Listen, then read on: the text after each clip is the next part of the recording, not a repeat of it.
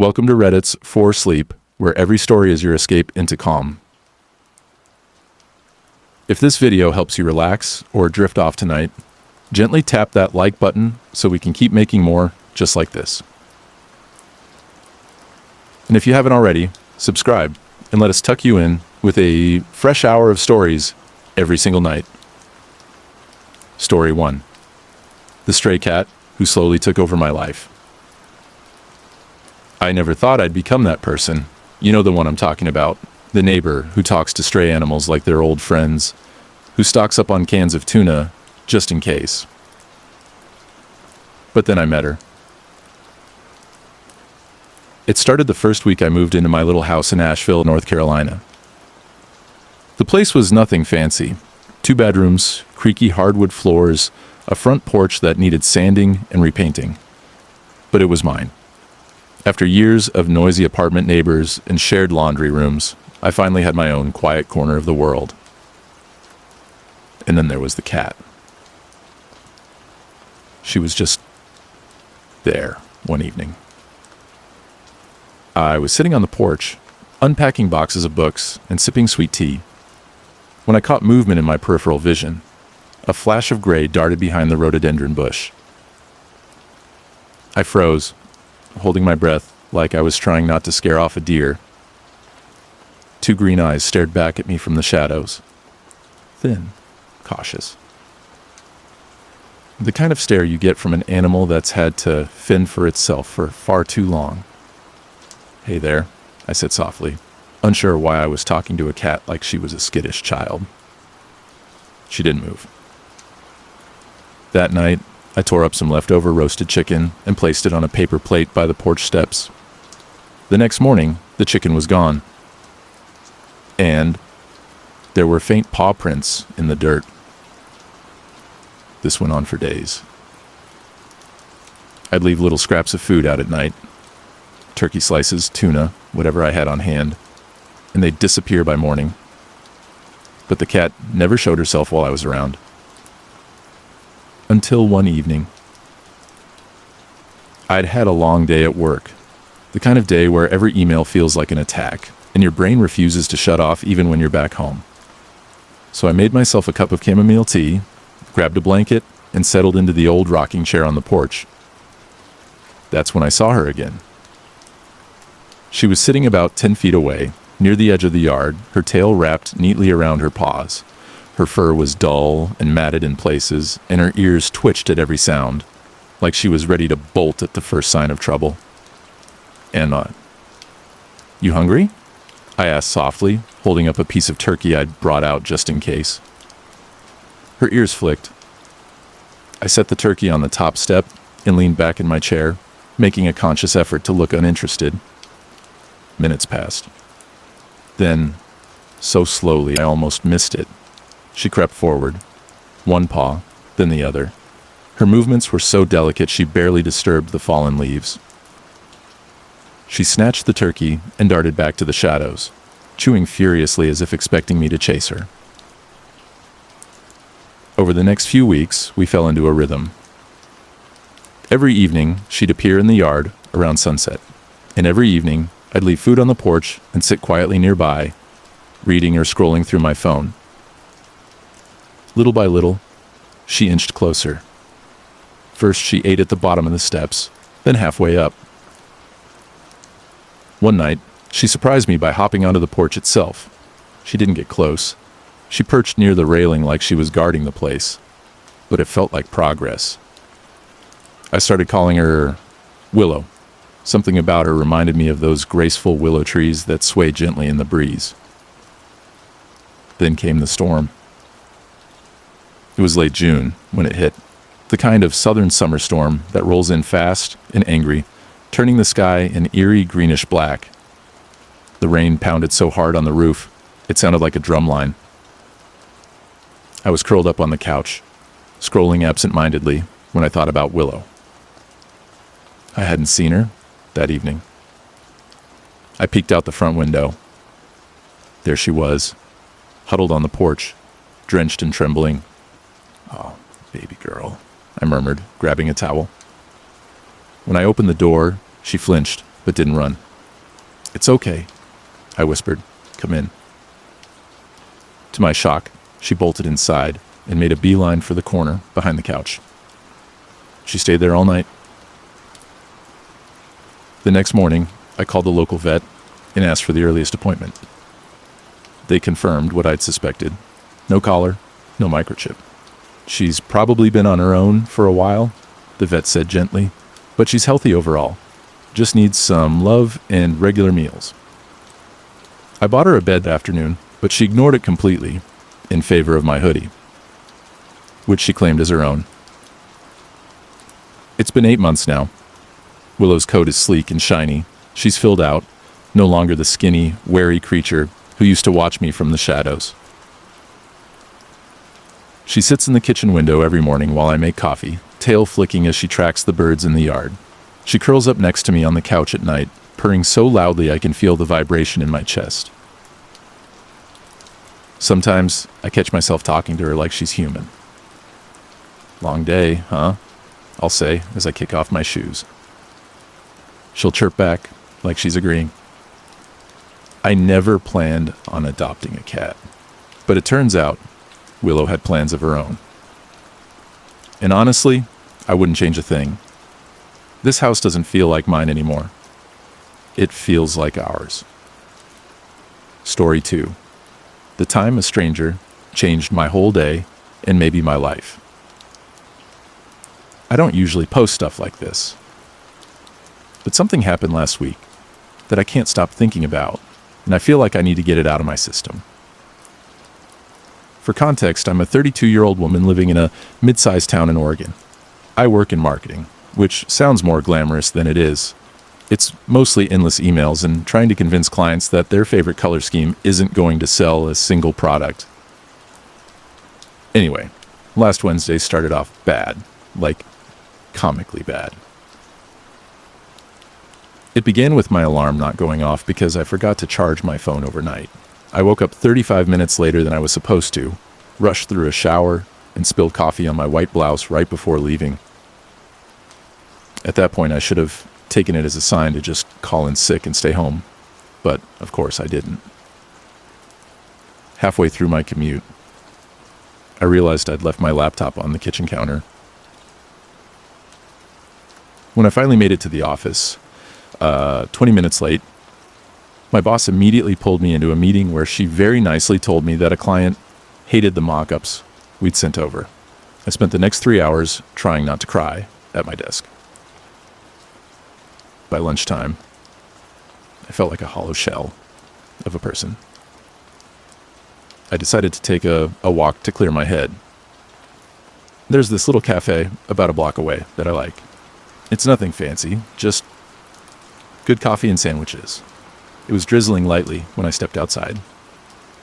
The air smelled like wet pavement and rain-soaked leaves. I was standing at the crosswalk, half in a daze, when someone said, "Hey, you okay?"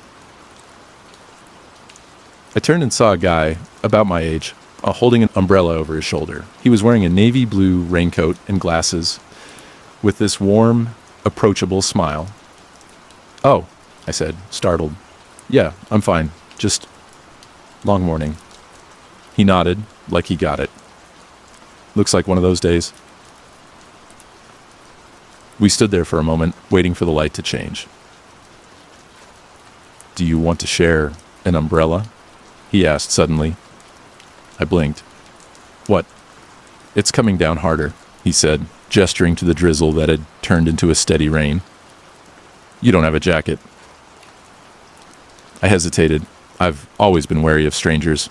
Thanks, Mom. But something about his tone, genuine, kind, made me say, "Sure, thanks."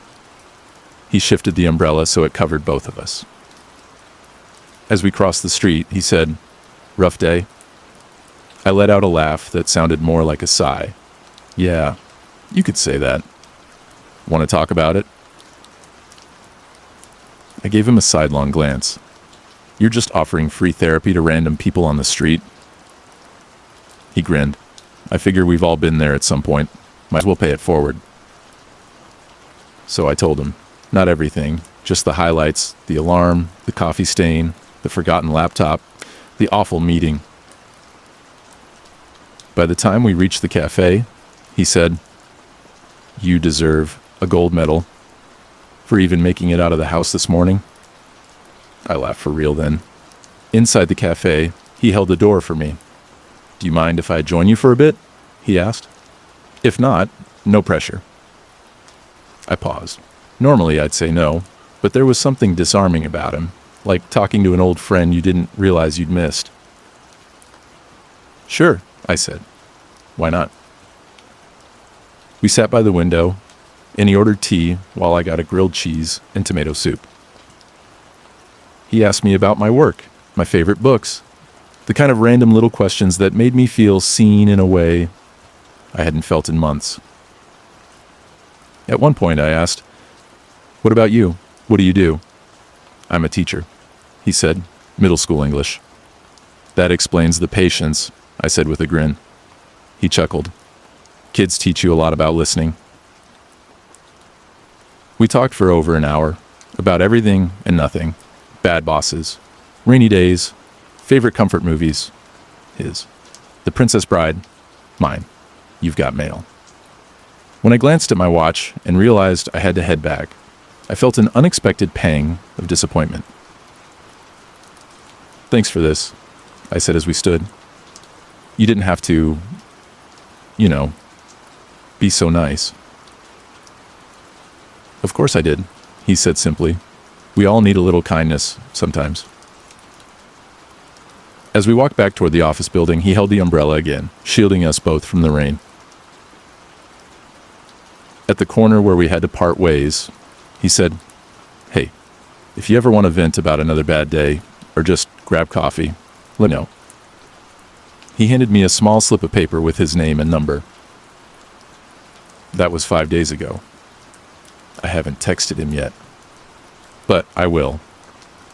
Not because I feel obligated, or because I think I owe him anything, but because for the first time in a long time, a stranger reminded me that people can be good.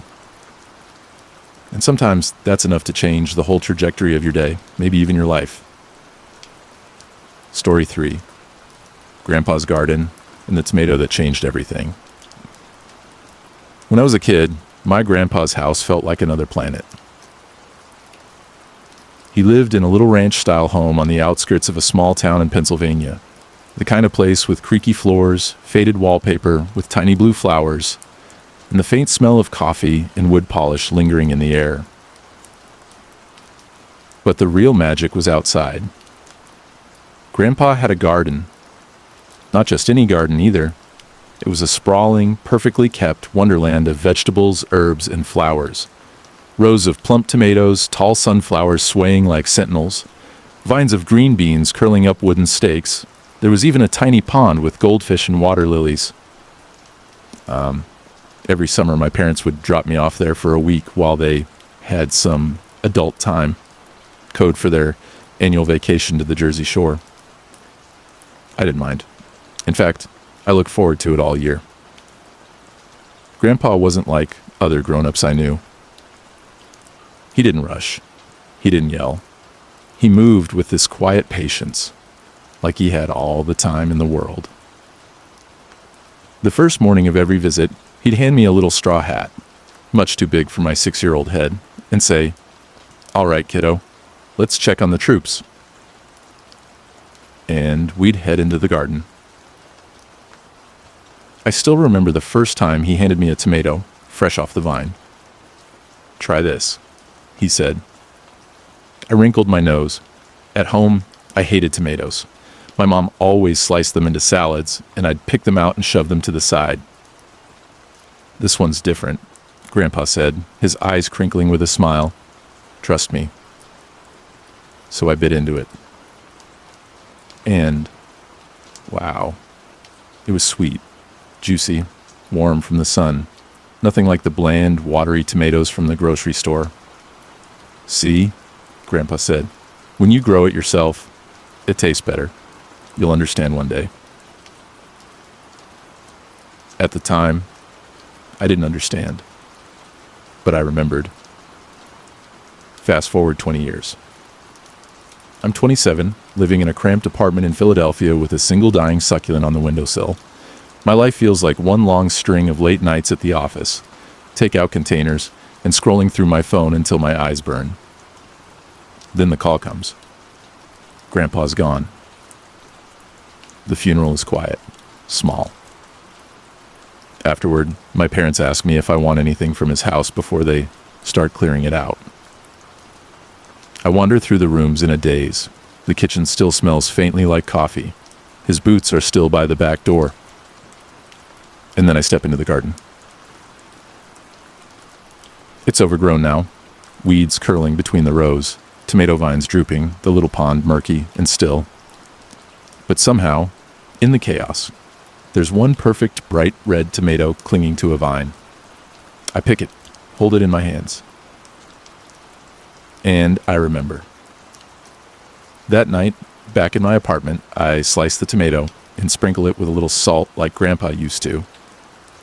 It tastes like summer, like childhood, like him. I cry into my plate. 2 weeks later, I'm in a hardware store, loading my cart with planters, soil, and seed packets. I don't know the first thing about gardening, but I figure maybe it's time to learn. It's been 3 years since then. Now, my tiny balcony is bursting with life. Cherry tomatoes, basil, rosemary, even a few sunflowers that stretch toward the sky. Every time I water the plants, I hear Grandpa's voice in my head. When you grow it yourself, it tastes better. You'll understand one day. And now, I do. Story 4. The stranger who left a note on my windshield. You know how some days feel like the universe is just testing you? This was one of those days. It happened about 5 years ago, but I can still remember every detail. The damp chill in the air, the sound of my boots on wet asphalt, the overwhelming urge to just crawl back into bed and pretend the world didn't exist for a while. But life doesn't really let you do that, does it? At the time, I was 29 and living alone in a small town in Indiana. My apartment was this cozy but slightly falling apart one-bedroom on the second floor of an old brick building downtown. The kind of place where the radiators hissed like angry cats all night, and you could hear your upstairs neighbor's dog skittering across the floor at 2 a.m. I'd moved there after a messy breakup. One of those relationships where, by the end, you barely recognized yourself anymore. It left me drained in a way I didn't even know was possible. So most days, I kept to myself. Work, home, repeat. I wasn't lonely, exactly, but I wasn't thriving either. That morning, I woke up late. My phone had died overnight because I forgot to plug it in. Story of my life. I rushed through my routine, brushing my teeth while trying to wrestle my hair into something resembling acceptable. Of course, the universe wasn't done yet. As I poured the last bit of milk into my coffee, it came out in clumps. Expired, I muttered a string of words my grandmother would have fainted hearing and dumped the whole mug in the sink. It was barely 8:15 a.m., and my day was already circling the drain. But I needed groceries anyway. Might as well get it over with. The grocery store was quiet. Midweek mornings usually were. I wandered the aisles in a fog, tossing eggs, bread, and a few frozen dinners into my basket. It wasn't until I was in the checkout line that I remembered. My car had been struggling to start the past 2 days. The thought lingered in the back of my mind as I paid and walked out into the parking lot. When I turned the key in the ignition, the dashboard lights flickered weakly. Then nothing. Just a hollow clicking sound. I sat there gripping the steering wheel, staring out at the overcast sky. My breath fogged up the windshield as I whispered, "Not today. Please, not today." But the car didn't care. It was officially dead.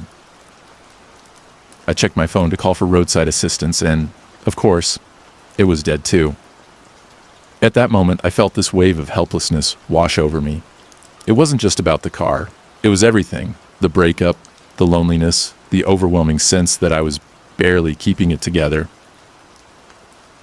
For a few seconds, I just sat there, fighting the tightness in my chest. Then I took a deep breath. Okay, I whispered to myself. One thing at a time. I went back inside the store and asked the cashier if there was a phone I could use. Sorry, hun, she said apologetically. We don't have a public one. Want to borrow my charger? But my car charger required the engine running to work, and my phone was so dead it wouldn't turn on anyway. Thanks, I said softly. I'll figure something out. I stepped outside again, staring at my car like maybe sheer willpower could bring it back to life. That's when I noticed him. A man, mid-40s maybe, with a cart full of groceries. He was wearing a faded Carhartt jacket and jeans that had seen better days, and he had this kind, unassuming face. I watched as he loaded bags into the back of a beat-up blue pickup truck.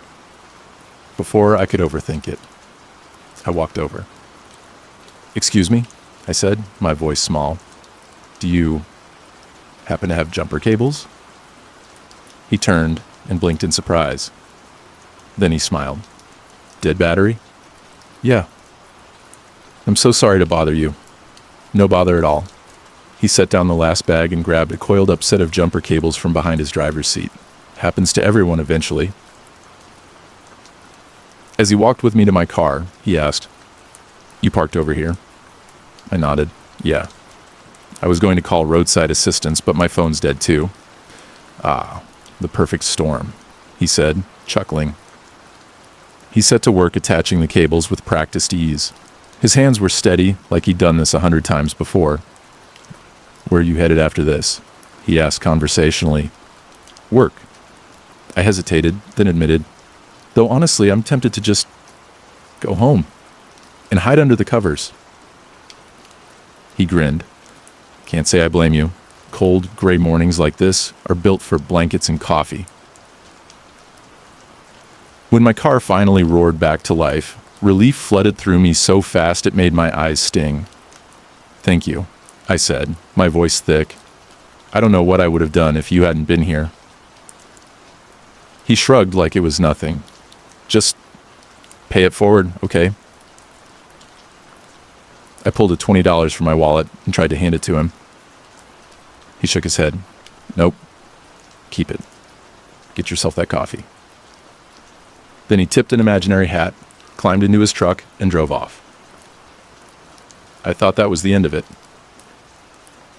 But later that evening, when I came out from grabbing takeout, I noticed a folded piece of paper tucked under my windshield wiper. At first, my heart sank. A parking ticket. But when I unfolded it, I saw neat, careful handwriting. Hey, I hope your day got better after this morning. Don't let one rough patch convince you you're unlucky. You're not. Sometimes good things and good people find us when we least expect it. Keep your head up. M. There was no number, no name, just that. I stood there for a long time, staring at the note. I don't know why, but it cracked something open in me. I cried the whole way home. That note has lived in my wallet ever since. It's creased and faded now from being opened so many times. I never saw that man again. But every time I doubt humanity, or myself, I read his words. And I remember that even on the darkest days, kindness has a way of finding you. Story 5. When my mom called me out of the blue and changed everything. I wasn't expecting the call. It was a quiet Sunday afternoon in late October, the kind of day where the sky is pale gray and there's a chill that hints winter is just around the corner. I was curled up on my couch with a blanket wrapped around me, scrolling through my phone with that tired, distracted kind of attention you have when you don't really want to be anywhere else. Then, my phone rang. The caller ID said, Mom. I hadn't talked to her in weeks, not because we were fighting or anything, but because life had gotten complicated. Work, friends, my own spiraling thoughts. We always said we'd call more, but somehow it just didn't happen. I swiped to answer. Her voice was softer than I remembered. "Hey, sweetie, do you have a minute?" That small, simple question made my heart clench. I sat up straighter. "Of course, Mom. What's up?" She sighed. "I just wanted to check in. I know things have been a bit rough lately, and I miss you." I blinked back the sting behind my eyes. "I miss you too." There was a pause. Then she said, "Listen, I was thinking, maybe it's time you came home for a visit, just for a weekend, no pressure, just family." I wanted to say no. I wanted to say I was too busy, too stressed, too whatever. But the truth was, I wanted to say yes. So I did. The next week, I packed a small bag and drove the 3 hours back to my childhood home in rural Ohio. The house looked the same. White siding, a crooked mailbox, the swing set rusted from years of neglect. But everything felt different. When I walked through the door, Mom was waiting with open arms. She smelled like cinnamon and vanilla, like the apple pies she used to bake when I was a kid. We spent that weekend like we hadn't missed a beat. She cooked my favorite meals, mac and cheese, green beans, those tiny homemade meatballs she always made with extra sauce. We sat on the porch swing in the cool evenings, wrapped in blankets, talking about everything and nothing. She told me stories about my childhood that I'd forgotten, how I used to sing at the top of my lungs in the car, how I hid cookies under my bed, how my first crush was on the boy who lived down the street. One night, we sat quietly, watching the stars peek through the clouds. She reached over and took my hand. "You're not alone, you know. No matter how far you go or how busy life gets, this will always be your home." I squeezed her hand back, tears blurring my vision. For the first time in months, I felt like I could breathe. Before I left on Monday morning, Mom gave me a small wrapped box. Inside was a simple silver necklace with a tiny heart pendant. "Whenever you feel lost," she said, "just touch this and remember that you're loved." I wore it every day since. That weekend was a turning point. Life didn't magically fix itself after that visit. I still had hard days, moments of doubt, and times when I felt like giving up. But I carried that weekend with me. The warmth, the love, the reminder that I wasn't alone. And sometimes that's all you need. Story 6. The day a simple act at work restored my faith in people. I want to share something that happened a couple of years ago. It was one of those days at work where everything felt like it was going wrong. But somehow, a small act of kindness completely flipped my mood and reminded me why people can still be good. I was working in a busy marketing office in Chicago. It was an open plan space with fluorescent lights buzzing overhead, computers humming, and the steady murmur of coworkers typing and talking. Our team was in the middle of a crunch week, deadlines piling up, long hours, and a kind of quiet exhaustion hanging over everything. I was feeling overwhelmed. My inbox was stuffed with emails I couldn't keep up with, and I was behind on a presentation I had to give the next day. On top of that, my personal life was a mess. My partner and I were going through a rough patch, and I was barely sleeping. That morning, I arrived to find a small paper cup on my desk. It was filled with hot coffee, and there was a sticky note attached. "For when the day feels impossible. You've got this." I looked around, but no one was nearby. I sat down slowly, feeling tears prick at my eyes. It wasn't just the caffeine I needed, it was the reminder that someone cared enough to notice I was struggling. Throughout the day, I kept the cup close. Every time I felt overwhelmed, I took a slow sip and read that note again. When lunchtime came, I decided to find out who had left it. I wandered over to the break room and spotted Sarah from accounting. She caught my eye and gave me a small, shy smile. "Was that you?" I asked quietly. She nodded. "Yeah. I know we don't work together much, but I could tell you were having a hard time. Thought maybe it'd help." We ended up talking for a while. Sarah told me about her own struggles with anxiety and how small gestures of kindness had helped her get through tough times.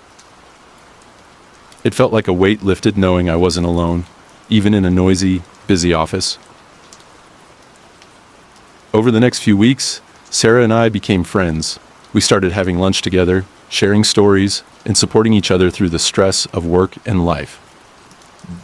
That little cup of coffee sparked something unexpected, a reminder that even in places that feel cold or overwhelming, kindness can thrive. Now, whenever I see someone who looks worn down or overwhelmed, I try to do the same.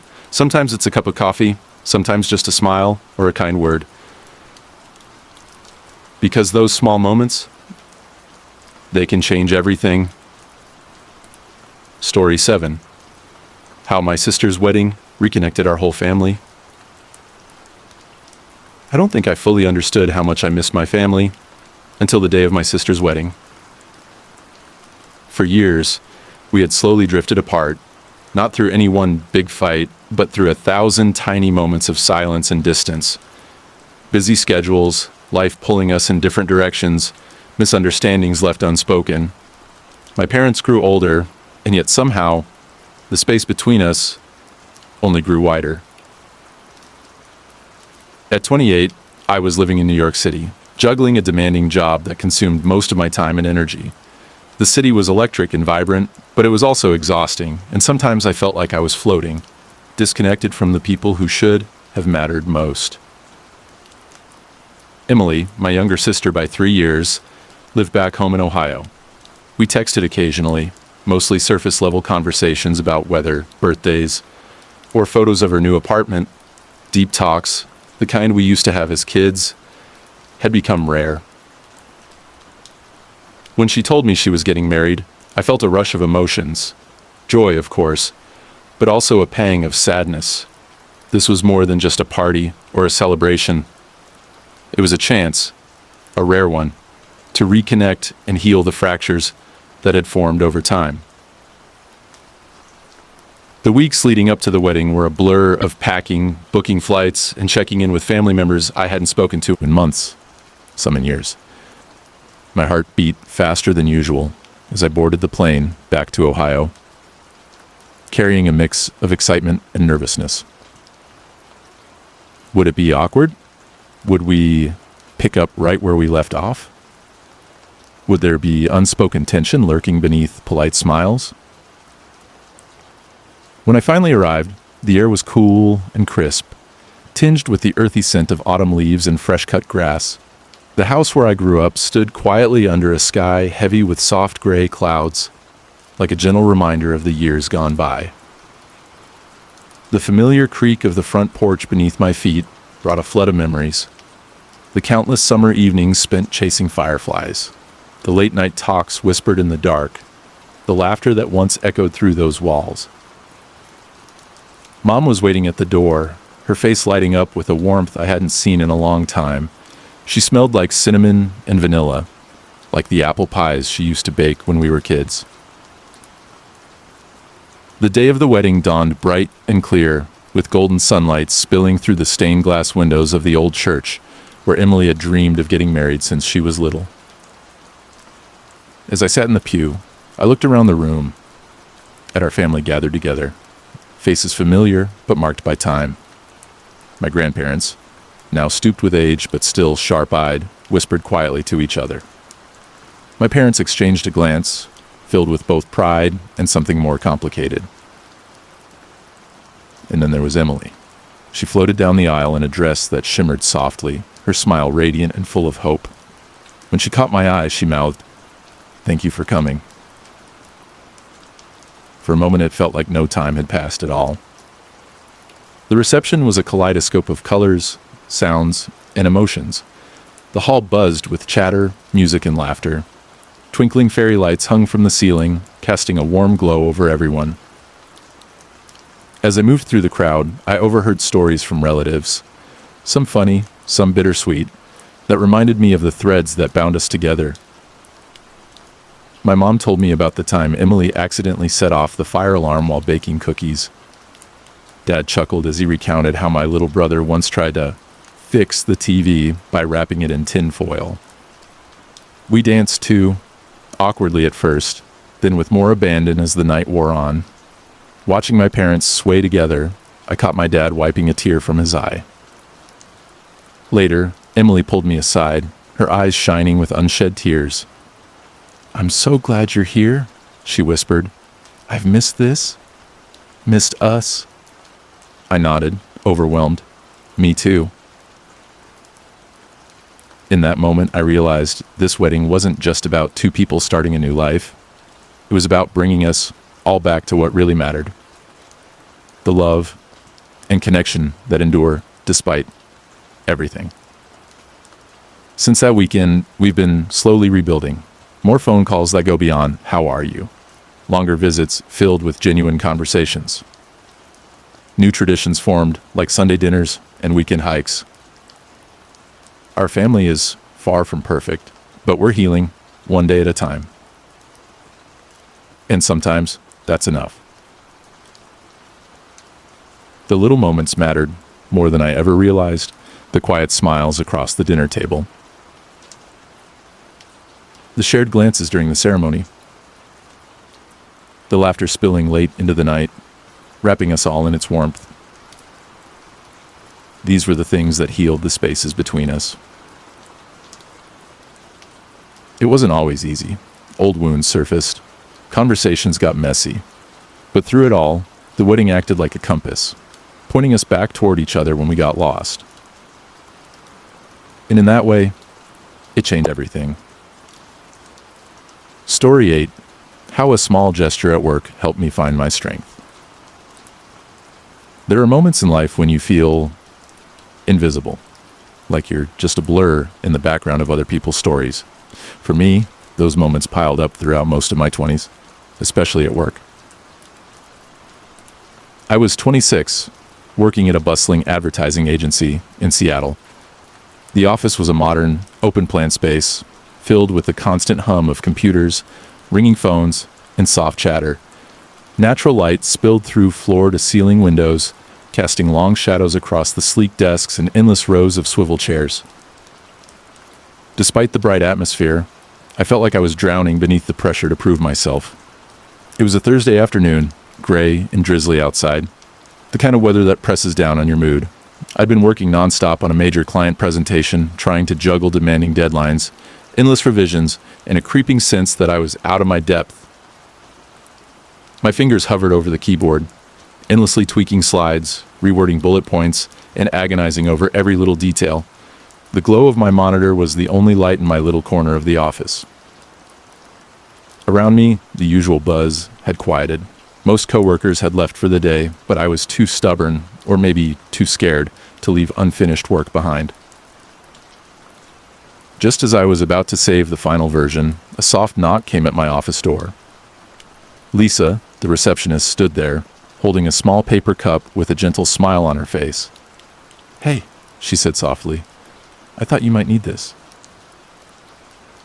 I looked down at the cup, steaming chamomile tea, carefully wrapped with a little note, stuck to the side. "You're doing great. Keep going." I blinked back tears, overwhelmed by the simplicity and warmth of the gesture. It wasn't just the tea. It was that someone had noticed. Someone cared enough to do something small, just brighten my day without expecting anything in return. Lisa settled in beside me, and for a few moments we talked quietly about work, life, and the little battles we all face.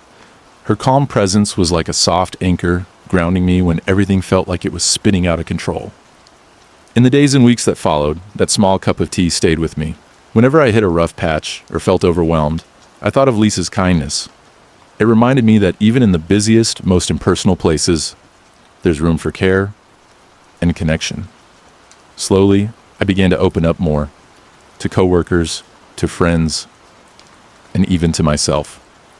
I started asking for help instead of trying to carry everything alone. One afternoon, I found myself returning the kindness.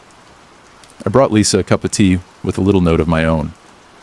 Watching her smile lit up the room in a way I hadn't expected. That simple exchange sparked something new, a cycle of kindness that spread quietly through the office, one small gesture at a time. Years later, I look back on that moment as a turning point, not just in my career, but in how I approach life.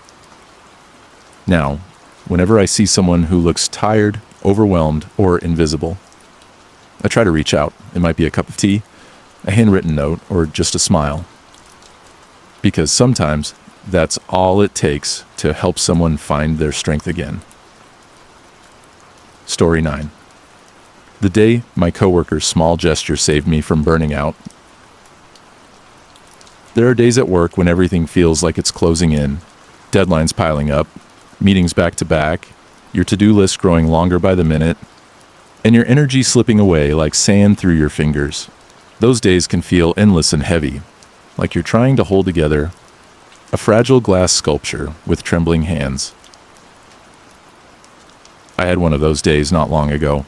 It was a simple, quiet act from a coworker that kept me afloat when I thought I'd break. At 27, I was working as a junior editor at a publishing company in Boston, a place that felt cozy and chaotic all at once. The walls were lined with tall bookshelves, crammed with novels, magazines, and journals of every kind. The scent of freshly brewed coffee drifted softly through the air, mingling with the rustle of pages and the quiet tapping of keyboards. It was a place where stories came to life, but sometimes the stories we lived felt harder than fiction. That particular week had been brutal. We were preparing for the launch of a new magazine issue, and my role involved coordinating last-minute edits from writers and designers, juggling conflicting deadlines, rewriting sections, and responding to urgent emails that never seemed to stop arriving. My inbox was a constant storm of messages demanding my attention. I barely had time to eat, and sleep was a distant memory. I felt like I was drowning in work, but asking for help felt impossible. I was convinced I had to carry everything on my own shoulders. On a gloomy Wednesday morning, I dragged myself into the office, already exhausted before the day began. My head throbbed with tension, and my eyes were heavy as I sat down at my cluttered desk. Papers were scattered around, sticky notes stuck haphazardly to my monitor, and my to-do list seemed never-ending. I tried to focus on the screen in front of me, but the words blurred together. Midway through the morning, a soft knock came at my office door. It was Mia, a senior editor known for her calm, kind nature and that ever-present gentle smile. She held 2 steaming cups of tea, one for herself, and one she handed to me without a word. I looked up, startled. "Thank you," I whispered, my voice tight. She nodded, eyes warm. "You look like you need this." We sat together for a few minutes, in comfortable silence, sipping the fragrant chamomile tea. It was the first real break I'd taken all day, and the warmth of the cup in my hands was like a small comfort in the storm. As we sat there, Mia began sharing a story about her early days in publishing, about the nights spent staring at glowing screens, the overwhelming pressure, and the moments she felt like giving up. Her voice was soft but steady, and her honesty felt like a lifeline. It was the first time I realized I wasn't alone in feeling overwhelmed. That small, quiet gesture bringing me tea and sharing her story gave me space to breathe, to step back and recharge. It reminded me that kindness doesn't have to be grand to be powerful. Sometimes it's the smallest moments that have the biggest impact. Over the next few weeks, Mia and I built a supportive friendship. We started checking in regularly, sharing our worries and our victories, and offering help when one of us felt like we were about to collapse. I remember one afternoon, weeks later, when I was especially drained, My energy was completely gone, and the weight of everything felt unbearable. Mia showed up at my desk with a fresh cup of tea and a smile that said, "I've got you." In that moment, I realized that kindness is not just a single act, but a thread that weaves people together, creating a safety net of support and understanding. Now, whenever I see someone struggling, I try to offer my own small kindness, a cup of tea, a note of encouragement, or just a moment to listen. Because sometimes, that's all it takes to help someone find their strength again. And sometimes, it's exactly what keeps us going. Story 10. How our dog saved my kids from a coyote one night. It was a late summer evening in a quiet suburb outside Portland, Oregon. The kind of neighborhood where kids still play outside until the street lights flicker on and neighbors say hello from their porches. I was 34, a mom of two energetic little ones, Mia, who was 7, and Lucas, who was 5. Our family had recently adopted a dog named Max, a golden retriever with a heart as big as his fluffy paws. Max had quickly become the center of our little world, loyal, protective, and endlessly loving. That night, the air was thick with the smell of pine and damp earth after an afternoon rain. We had just finished dinner, and I was getting ready to tuck the kids into bed. Mia and Lucas were playing in the backyard, chasing fireflies and laughing as the sun dipped low behind the trees. Max was with them, happily wagging his tail and darting back and forth. Suddenly, I heard Max's deep bark, sharp and urgent, not the playful bark he usually made. I looked out the window just in time to see a coyote slinking near the edge of our yard, eyes glinting in the fading light. My heart froze. Coyotes were known to roam near our neighborhood, but they'd never come this close before. I rushed outside, calling the kids to come in, but Max was already on alert, standing protectively between the coyote and my children. His stance was firm, fearless. The coyote snarled, but Max didn't back down. For what felt like an eternity, the two animals faced off, Max growling low, the coyote circling, both unwilling to give ground. I grabbed a flashlight and shone it toward the coyote, trying to scare it off. The coyote hesitated, but didn't run. Max's eyes never left the children, who stood frozen behind him, clutching each other's hands tightly. Finally, the coyote retreated slowly into the shadows, disappearing into the trees. Max trotted back to me, tail wagging, tongue lolling, as if to say, "They're safe now." I gathered the kids into my arms, tears streaming down my face, relief, gratitude, and awe, all mixed together. That night, as I tucked Mia and Lucas into bed, Max curled up at the foot of their beds, watchful and calm. I realized then just how much he was more than a pet. He was a guardian, a hero who had saved my family without hesitation. Since that night, Max's presence has been a comfort and a constant reminder of the quiet courage and love that exists in unexpected places. And every time I see my kids playing safely in the yard, I think of Max, our brave, gentle protector. If you're still awake, thank you for spending your time with us. We'd love to have you back tomorrow night, so go ahead and subscribe. Tap like if this video helped you unwind. And let us know in the comments what kind of stories help you fall asleep. Sleep well. See you in the next one.